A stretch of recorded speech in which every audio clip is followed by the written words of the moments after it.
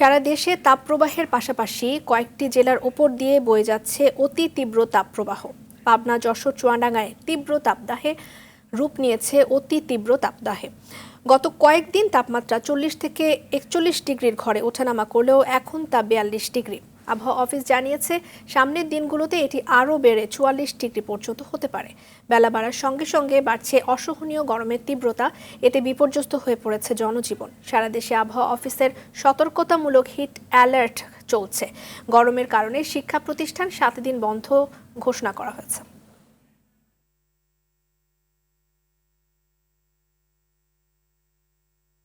দিনের তাপমাত্রা আমাদের 1 থেকে 2 ডিগ্রি সেলসিয়াস স্বাভাবিক চেয়ে বেশি আছে। পাশাপাশি কিন্তু রাতের তাপমাত্রা কিন্তু স্বাভাবিকের চেয়ে 4 থেকে 5 ডিগ্রি সেলসিয়াস বেশি আছে। পাশাপাশি বাতাসে জলীয়বাষ্পের পরিমাণও অনেক বেশি আছে। এই জলীয়বাষ্পের পরিমাণ বেশি থাকার কারণে এবং রাতের তাপমাত্রা বেশি থাকার কারণে আমাদের অস্বস্তির পরিমাণটা বৃদ্ধি পেয়েছে। আসলে হিটওয়েভ কোথাও কোথাও তীব্র থেকে অতি তীব্র পর্যন্ত আছে।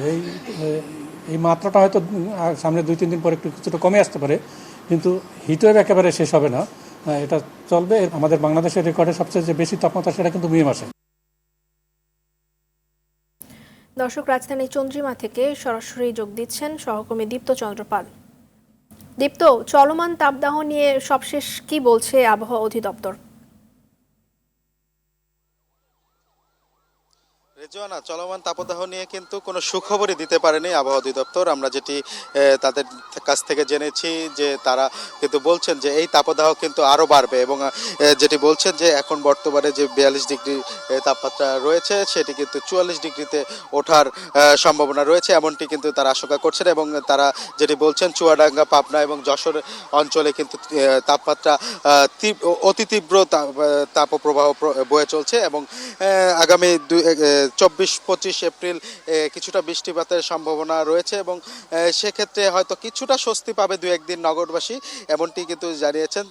তারপর থেকে কিন্তু 27 তারিখ বা 28 তারিখ থেকে কিন্তু আবারও যে তাপদাহ সেটি কিন্তু বয়ে যাবে, এমনটি ধারণা করছে। এবং আমরা যে রাজধানীতে সারাদিন ঘুরে যেটি দেখেছি যে এই তাপদাহ এবং গরম থেকে বাঁচতে কিন্তু মানুষ বিভিন্ন উপায় অবলম্বন করছে। আমরা কিছুক্ষণ আগে হাতিরঝিলে ছিলাম, সেখানে দেখেছি মানুষ কিন্তু গাছের ছায়া একটু স্বস্তির খোঁজে এসেছিলেন। এবং এখন যেখানে রয়েছে যে চন্দ্রিমা উদ্যানে, এখানে কিন্তু যারা ছিন্নমূল রয়েছেন, ছিন্নমূল পথশিশু যারা রয়েছেন বা আশপাশ থেকে যারা এসেছেন, তারা কিন্তু এই গরম থেকে বাঁচতে এই যে লেকের পাড়ে এসে কিন্তু শরীর ভেজাচ্ছেন এবং গোসল করছেন। আমরা দেখছি যে আমরা তাদের সঙ্গে কথা বলেছিলাম, তারা যেটা জানিয়েছেন গরমে বাসায় টিকতে না পেরে কিন্তু তাদের এইখানে আসা।